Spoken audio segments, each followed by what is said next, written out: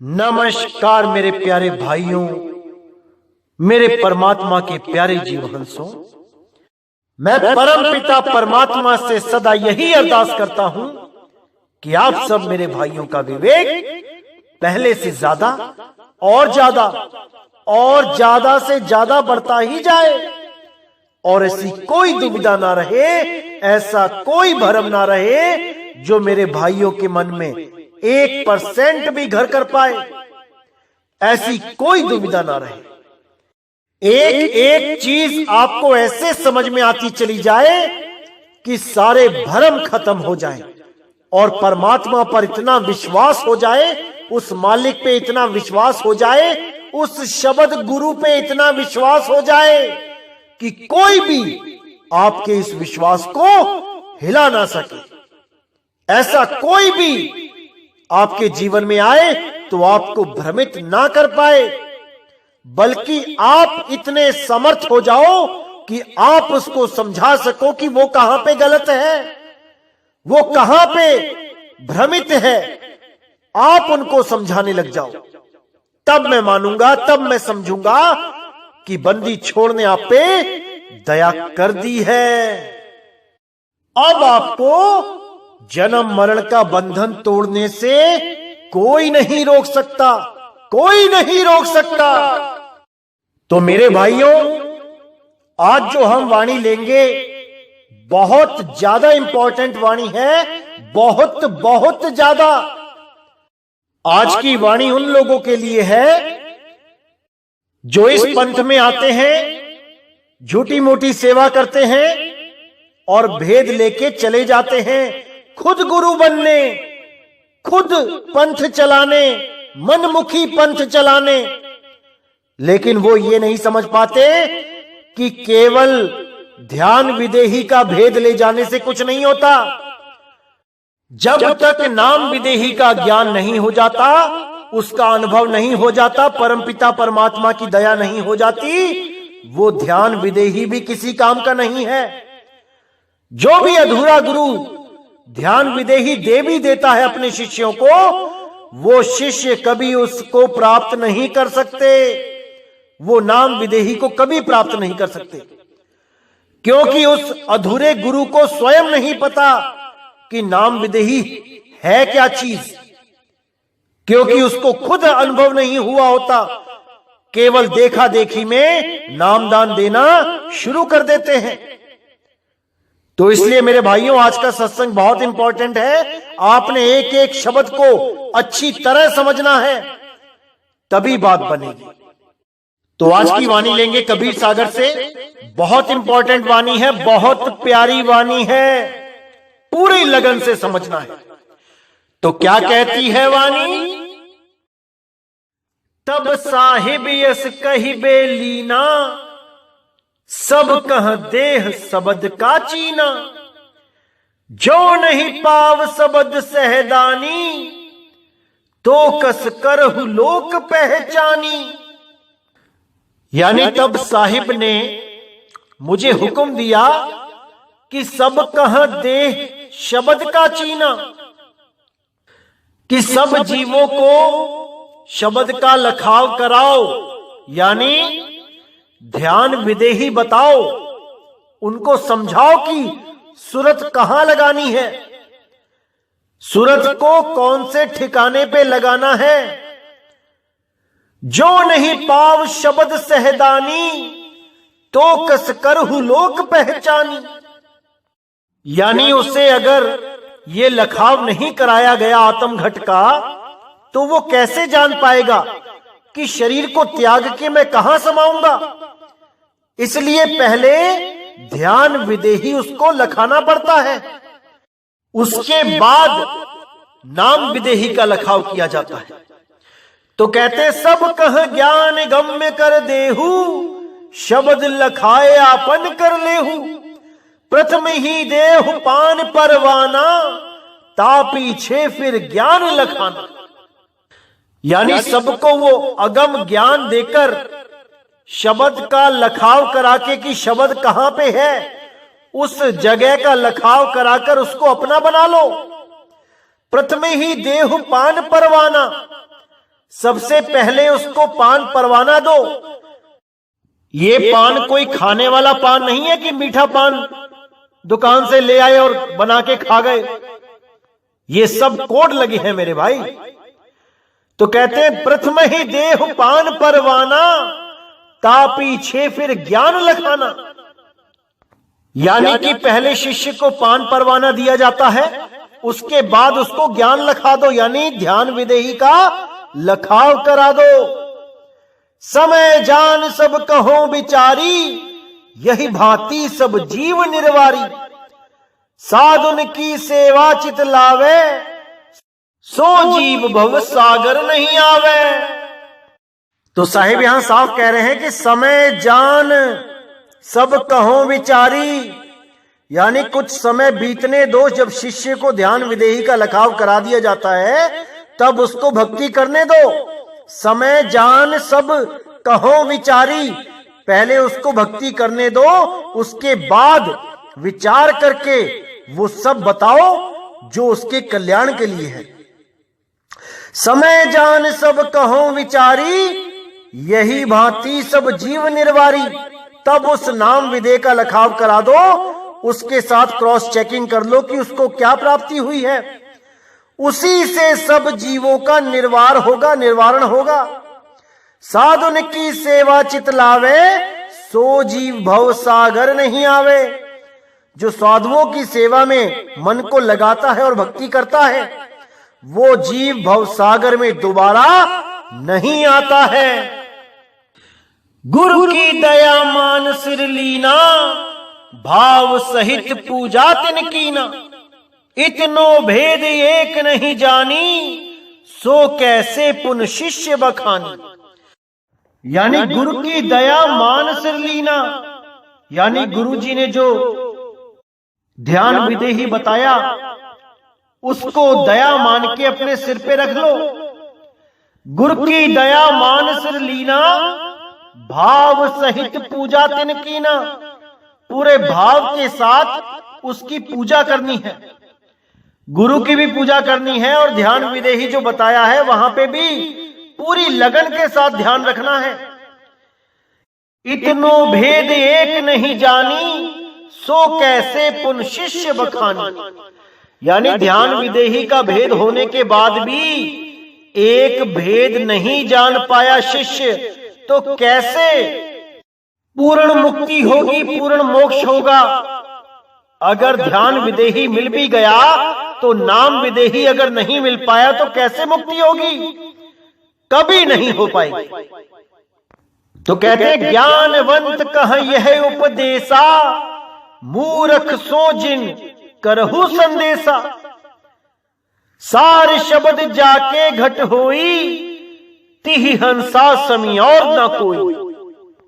तो कहते हैं जो ज्ञानवंत है, जिसने पूरी लगन से उस शब्द का सिमरन किया, जो भेद बताया गुरु ने, वहां पर सूरत को टिकाया, उसको तो उपदेश कर दो। ज्ञानवंत कहा ये उपदेशा, मूर्ख सो जिन करहु संदेशा। मूर्खों को ये भेद कभी मत बताना। जो केवल नाम तो ले लेते हैं लेकिन उनका विश्वास ही नहीं बनता, जो ध्यान ही नहीं लगाते, उन मूर्खों से ये भेद मत खोलना। नाम विदेही कभी मत खोलना। सार शब्द जाके घट होई, तिहि हंसा समी और न कोई। जिसके घट में वो सार शब्द प्रकट हो जाता है, वैसा हंस और कोई नहीं। पूरे संसार में वैसा कोई हंस नहीं जिसके घट में वो सार शब्द प्रकट हो जाता है। धर्मदास तुम कह नहीं भारा, सबके तारन है करतारा। यह उपदेश कहू बहु भांति, माने सोई हंस की जाति। तो यहां बताया है कि जैसे कई लोग होते हैं जो केवल भेद लेने के लिए पंथ में घुसना चाहते हैं, जो मीठी मीठी बातें करते हैं, खूब सेवा करते हैं, नकली सेवा करके सोचते हैं कि हमें जल्दी से जल्दी भेद मिल जाए और पंथ में घुस जाते हैं। तो अगर उन्हें ध्यान विदेही का भेद मिल भी गया तब भी वो कुछ नहीं कर सकते। इसीलिए बोला है कि धर्मदास तुम कह नहीं भारा।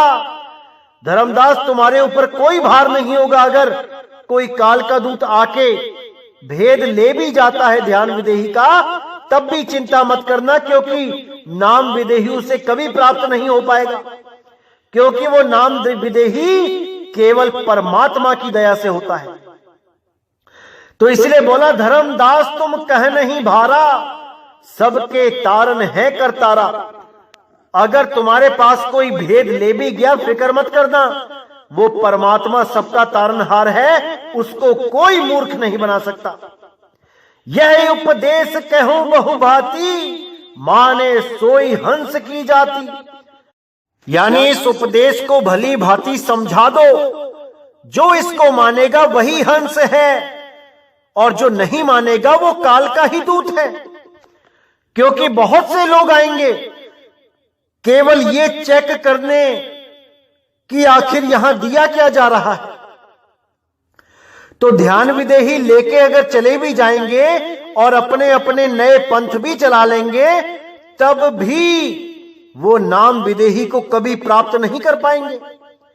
ना तो वो खुद प्राप्त कर पाएंगे, ना ही अपने शिष्यों को प्राप्त करवा पाएंगे, क्योंकि वो केवल और केवल परमात्मा की दया से ही प्रकट होता है।